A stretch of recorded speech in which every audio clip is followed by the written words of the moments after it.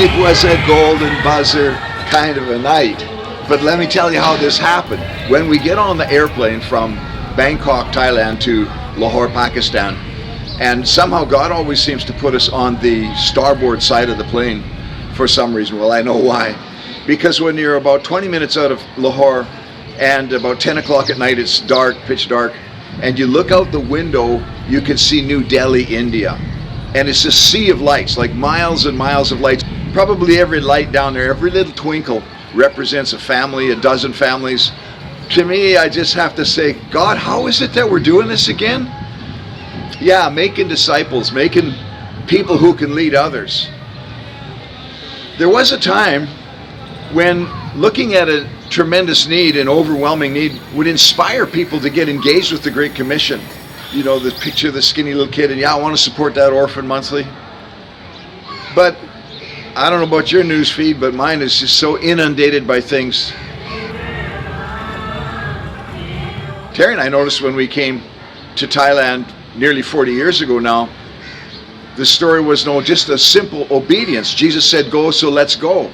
And people related to that, engaged with the Great Commission, engaged with world missions. And as wonderful as that old story is, there's a new story. And that is, if we can focus through all of the immense opportunities and tremendous overwhelming need and zero in on what it is that God has called us to do, it's the only way that we can see any hope of accomplishing or getting beyond that intimidating, tremendous need that we see around us. You know, one of the most difficult things for me is to look out the window, because I just go like, Jesus, you know.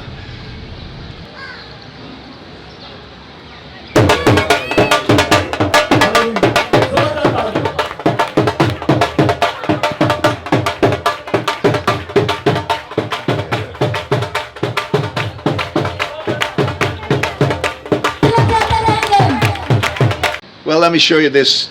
2 nights ago, worship, it was amazing. It went on for like an hour and a half now. Make that 2 hours.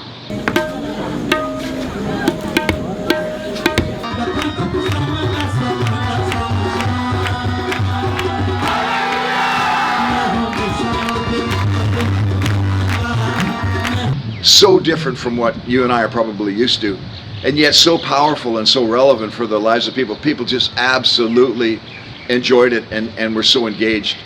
600 people showed up at that street meeting, and we preached and prayed and ate curry. Then last night we went to this ribbon cutting for a new church that had just been completed. What a celebration to just rejoice with these people who worked so hard, and had a great time preaching to them. And then, you know, you pray for everybody, and then the selfies, right? And again, the noise that shows up on our news feed, and to be able to sort through that and focus down through all of the big picture into the very specific, what is it, God, that you have put on the inside of me to do for others. There's a principle that's developed in our thinking over the last 40 years. You know, when we came to Thailand, Terry and I and our three little kids, we heard the news of 100,000 orphans in refugee camps in Thailand. 100,000 orphans. And we thought, you know, somebody needs to do something, and so let's go. Didn't know anything, just came, landed in Thailand and started the work. But the principle that's evolved out of that is that 100,000 orphans is way beyond our scope. So we ended up with 33 in our family and raised them to become leaders of others. But the principle becomes then the 1 in the 3,000. You take 100,000 orphans and divide them by 33, and you get 3,000. And so it was like 3,000 kids, we took 1. The next 3,000 kids, we took another one. And all down the line, we had 33. But the key is that many of them have become influencers of hundreds, if not thousands. And then across the next generation, across the nations of Asia. I mean, we're in Pakistan today because we've raised up sons and daughters in this nation. And what an exciting thing it is to see them reach, and I don't know, 18, 20 churches here now, whatever, thousands of people who have come out of reaching that one and raising that one. So here's the new story of my life and of your life.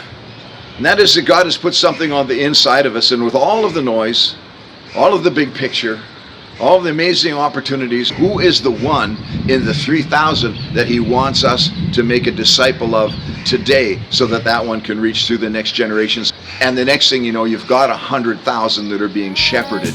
This ministry in Pakistan began with Pastor Peter's idea to gather kids in the streets who didn't have any school and educate them in a Christian school. And now there's 4, 5, 6, I don't know how many schools across Pakistan, and hundreds of kids. But I want you to meet this girl today. She came into this school 17 years ago. That was the year that it started. And she came in as a nursery kid, like, just a toddler. And came through the whole school system, graduated, and now has her teaching degree. And she's become a teacher in the school. And that's the story of so many of these little kids. And again, you know what? We look at the overwhelming need, the overwhelming opportunities. But if we just zero in on this little girl and faithfully raise her up to become a leader, she can fulfill God's destiny and call on her life, and so many more people can be touched.